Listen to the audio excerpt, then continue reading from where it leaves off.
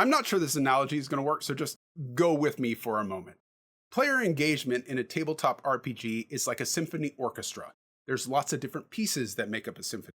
Sometimes one part is accentuated more than the other. At other times, one piece is descendant. You don't hear the percussion at all. Other times, everything is playing at the same time to give it that dynamic gravitas of the piece, to really push it. And players are the same way. Many players are everything, all at once, all the time. They are role player and power gamer, strategist and impulsive. Other players are a little bit more one than the other. Most of them are somewhere in the middle. We talked about this in the power gamer and role player video. And I showed my hands out here like this because, well, I got two hands and it's really easy for me to show a scale like this. But you could think of it as like a bell curve and most people are here. Or you could think of it as like the levels in a stereo system. There's the treble and the bass and everything in between. And most people are all the things all the time. When I think about what pushes it to the extreme, I think of the character traits of a diva and the audience member.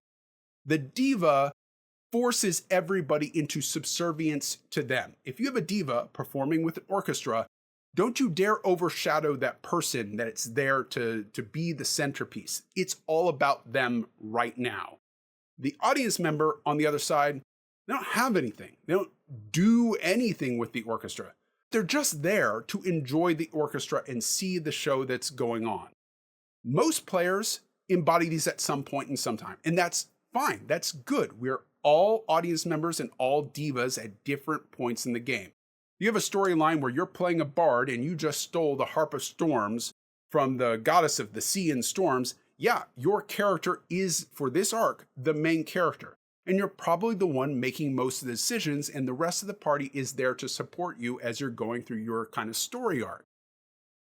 After the goddess of storms strikes your character dead because you did steal her harp, now you're going to fade in the background. You're going to be an audience member as the cleric who now has to bargain with the god of life and death to convince them to let them resurrect you.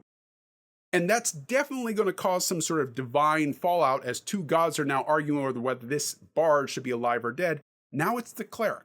That person is now the center of the story. So we give and take most of the time. That's how it's supposed to be. But some players force these things to the extreme. They are all diva all the time, or they're all audience member all the time. Years and years ago, I was working for a video game company. You can probably figure out which one. But I wasn't doing like programming or art or music or anything like that. I was just answering player questions. Players would call or type in and say, hey, something's gone wrong. This player's doing something else. Can you please help out with that? And we would try to fix it if we were allowed to do so or explain why we couldn't do it. There was a role-playing event. We were going to do a big patch and there was going to be about an undead horde. And there was possible for a player to become infected with this undead disease and turn into a zombie. And then if they killed other players, those players would become zombies. And it was possible in a very trollish kind of way to make a horde of zombies and then go in and wreck towns and do that kind of thing. But to be fair, that is the function of a zombie horde, is to ruin everything. A player was having an in-game wedding on a role-playing server. They were role-playing this wedding in the game. And the zombie horde showed up and was attacking their wedding. So they put in a petition and said, hey, these zombies are ruining my wedding. And I got the ticket. And I tried to say, well, then why don't you attack them and put them down? I mean, it's a role-playing event on a role-playing server. They're allowed to role-play zombies. No, this is my wedding. I'm having it now. I need to have it my way. You need to go do something about them. They are harassing me. They're zombies. That's what zombies do. They harass people. And the players, we gave them that choice. They're allowed to play a zombie in this circumstance, and you are now role-playing in a zombie survival game. And the player got even more irate. What? No, but my wedding! And I get that. To a point, yes, these players are being trolls. They are showing up and ruining this person's moment that they probably put a lot of effort and a lot of planning into. And in retrospect, 10, 15 years later, I could have handled that conversation better. But you are on a role-playing server with a role-playing event, and you are playing a character in a living, breathing world. Not everything is going to go according to your plans. And the point of that is to improvise and to allow other players to throw things at you, and you're going to Figure out how you're going to adapt to that. Sound like we're talking about role-playing games, tabletop again? Some players, when they get on the extremes of the diva-esque behavior, need it to happen their way. There's a role-playing example, but it happens in combat as well. I only like combat. This is a combat game. I want to have more combat. You're trying to interrogate a goblin for 30 minutes, and I was done 25 minutes ago. Kill goblin so we can move on with the story. But the other 3 players were having fun talking with that goblin. So you just kind of ruin their fun so you can get back to your fun. You go into town. Classically, everyone will separate. Some players go to talk to the temple, some go to talk to the blacksmith, some go talk to the local lord, whatever it is. And you have a player that goes off to talk to the blacksmith, and something interesting happens there. In the dungeon before, they got an evil artifact, and they're trying to figure out how to destroy it. And this blacksmith has connections to a wizard that enchants things. They're trying to figure out where they can go to do that. But the evil cult has caught up with the players, and they're now having a dagger to the throat of the blacksmith when this player shows up. And all of a sudden, the diva, who was going to talk to the local lord, goes, ooh, would I have to have passed the blacksmith while I was on my way there so that I can be part of this scene? They do that every time. One time is perfectly fine. That's normal. Yeah, you might have done that. When it starts to become a habit, now you'll start to notice, wait, they want their character to be in every conversation, and that doesn't allow room for other people to have the spotlight shown on them and say, it is now your moment to shine. They're always sitting there on their cell phone. They're not really paying attention. I keep giving them story plots and hooks and things and trying to engage them in the game, and they won't engage. How do I get them to come out of their shell? How do I engage them? How do I win them over? The dungeon master is writing the adventures or reading them and prepping them. The other players are making backstories, and they're engaging with the dungeon master and trying to move this story along forward. They're making interesting decisions. And when they look over there and it's the audience member's turn to play, and it is, oh, sorry, it's my turn. Does anybody need healing? Anybody? No one's injured. I guess I cast. Oh, what do I have memorized? I guess I cast Guiding Bolt. Feels almost as if we're inconveniencing you with our game. That feels bad to the other players at the table because they are putting in effort. They care about this thing, and they want everybody else to care at the table, because when the other person doesn't care, it feels almost as if they are saying, what you care about, this thing, it doesn't really matter to me. I could be anywhere else. That might just be a perception thing. Most of these players that are audience members, if they're showing up week after week after week, they're participating in whatever pizza, payment pot or, soda, whatever fun we're using to do that.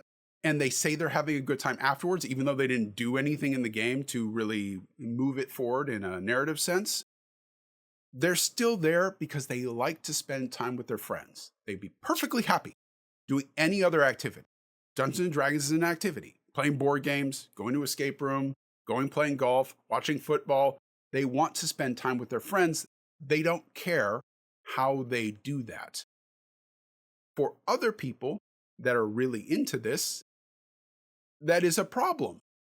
If you were doing, I don't like football, but if I showed up to my friends that were watching a football game and I just sat there on my cell phone the entire time, not watching the game, I'm kind of ruining their fun. Why are you the way that you are? Honestly, every time I try to do something fun or exciting, you make it not that way. So I need to find at least something that I can grab onto to participate in this so that my friends know that I care about the time that I am spending with them. These are things that have worked for me. They may or may not work for you. Think of them as like a jumping off point that you can say, this is something that somebody worked for, and it's helped spark some ideas so that you can go talk to your players, because you know your players better than I know them. I don't know them at all. With the diva, the first thing I try is isolating the character from the other characters so that they can have their moments. Take, for example, our thing from earlier with the blacksmith that's about to be assassinated by evil cultists, and the diva is trying to figure out how they can be wherever in town is the interesting conversation. There is travel time in town. So when the diva is doing that, And they say, ooh, can I be there too? Maybe I was going to the blacksmith. Except you didn't say where you were at the beginning when we first entered town. So you've been kind of meandering around. If you like, roll for it and say, I've rolled and you are here. Somewhere far enough that there is a reasonable amount of travel time, say 5 to 10 minutes, between wherever they are and wherever the action is, where this assassination is about to take place. This player has no reason to run over to wherever the assassination is, so do not allow them to do that. They might have something like a message spell up or some alarm thing that lets them know that somebody else is in trouble, but that's not the case yet. They are talking to the assassin. No one's been injured. They haven't called for help yet. It's now on this player to have this conversation with the assassin or call for help if they want to. The diva cannot do anything about it. In a combat situation where the diva is kind of combined with the strategist, no, that's a bad move. Don't do that. You want to cast a different spell. No, if you move here, then my character will get advantage and I can kill the boss. For those kind of players, you say, no, there's no way that you could have communicated any strategic thinking while a kraken is grabbing you and trying to shove you down its kraken gullet. That's not reasonable. You can say 3 words. If you want to be generous, maybe give them 6. But if I'm trying to curtail a diva strategist, I go with 3 words. It's very hard to communicate grand strategy in 3 words. And that gives this other player time to think about what it is that they want to do and do their turn their way. A lot of players are very shy. A lot of players are very insecure in what they're going to do and how they're going to do it, and they may need that time. Some players do not want to take their turn in isolation. They want the input. They want to talk about the strategy of the game. You, as a dungeon master, are going to have to make that call. Is this person being trampled, or are they collaborating with others to figure out what my character, who is kind of a special forces hero, would know to do? But because I, as a player, am not a special forces hero, I do not know what to do. It's the art of dungeon mastering. You got to figure out who these players are and figure out what's going to give them the most enjoyment. And are they being pushed into a corner by somebody that's trying to be a leader bully? Or are they being collaborative with everybody else and trying to figure out what would be the correct tactical move in this decision? What are my best spells? These are complicated things. It may come down to a conversation. Nobody likes doing that. It's confrontational. It's not fun. I don't like it. You're not going to like it, but you might have to do it. It shouldn't be incumbent upon the dungeon master to have every one of these conversations, but it usually ends up that way because we're the host of the game, so everyone assumes that it is our job to do it. So yeah, we're going to bite that particular bullet and we're going to do it. Hey, Rebecca, I really appreciate everything that you've added to the game. It's given me things to work off of. I've got a lot of interesting combats because you're really into combat or you're advancing the story, and I like that. I also want to give everybody else the opportunity to do the same. They're not getting their character moment. I want them to have their character moment the same way your character is having a moment. When you make decisions in combat, I like those. I want to make sure that they figure out how to play the game, and that means that they need to have the room to make that mistakes. Yes, it might cause your character some damage. Trust me to try to mitigate that as a dungeon master. I can always take out monsters because I believe that combat is getting too hard as they're trying to learn the combat. I can add them more if I need to. I can always bring in reinforcements. I can make adjustments for that. Trust me to do that. Trust them to do the same and give them some room to learn and enjoy the game their way. It is a collaborative experience. We're supposed to be working together. And if we can't do that, if you, the other players, and myself can't all play together, then we need to find a different activity to play because that is not going to be enjoyable for everybody else. Audience member is something I still struggle with. I have an audience member at my table right now. They are perfectly happy to just sit there and enjoy the story unfold. They participate, they bring food, they enjoy the game, but they're not really engaged in the story to the same degree as the other ones. They're engaged, just not as much as everybody else. And I spend an inordinate amount of time trying to get them into the game, and that is not fair to the other players. Give them moments, throw out those hooks and say, hey, do you want to do anything? Is there anything you want to build? You cannot force the horse to drink. Lead him to water. That's all you can do. And then move on to the other players. They may randomly decide, oh, this is the moment when I'm going to come forward and I'm going to stop being an audience member. I'm going to be an engaged player and then engage them, because that is your opportunity. It may never come again. But don't just sit there and focus on it. Think of them as like a DM's assistant, so that they are playing the NPC character with the party where they're not really inputting. Like if you have to play as a dungeon master, a character with the party, you don't want to influence the player's actions. You don't want to influence the story. So you're not going to say a lot. You'll say something in character. You might answer some questions, but you're not going to say what the right and wrong thing is to do in the storyline, or at least you shouldn't. They're the same way. They're just sitting there playing this character to make sure that the odds of the party matches up with what the design of the game is. Sometimes they do become disruptive with that. They will share the cell phone with other people and go, hey, did you see this? Did you see this? While other people are trying to have their story moments. At that point, I would have a conversation with them. Hey, Jeff, I appreciate you coming every week. I know it's not necessarily your thing to be a role player, but you seem to be enjoying the story, and that's great. If you could do me a favor and not pass around the cell phone or draw players' attention away while they're trying to have a moment with this thing. If you want to get up and go to the kitchen and grab a slice of pizza and look at whatever you're doing on the cell phone there, then that's fine. Go do that. Just don't do it at the table with everybody else and distract them, because they are in the scene, and that reminds everyone that you're not enjoying it the same way that they enjoy that. And that's fine. We all enjoy the game different ways. Some of us just enjoy the time with friends. Some of us really enjoy the role playing, but it is making it seem to these other players as if you don't value the activity that they value. So if we can move it to a way in which it's not disruptive to the other players, I would really appreciate that. Videos complaining about different types of players is not really what I enjoy doing, but I do find it useful to think about how my players engage in the game. Most of my players are in the middle. I want to have a powerful character that is effective in combat, and I want to have a story reason of why they're doing that, thus full character is born. I am perfectly happy to be the main character for a little while, for this session or two, but then I do want to back off a little bit and give somebody else the opportunity to do the same. Every single table that I've had one person that is towards the edge of the bell curve.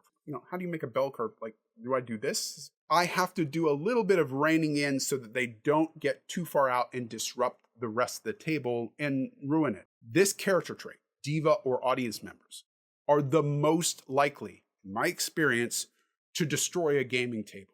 Either because everyone is apathetic and an audience member and no one is driving the story forward, in which case, as a dungeon master, I might as well be a writer. Now you are just all going along with whatever I have planned from week to week, and you're not really throwing any wrenches at me. That's the point of being a dungeon master, is that I am now collaborating with you and I want your chaos in my world. Or they are divas and they are ruining the fun for everybody else, and slowly these other players drift away as they go, it's not fun.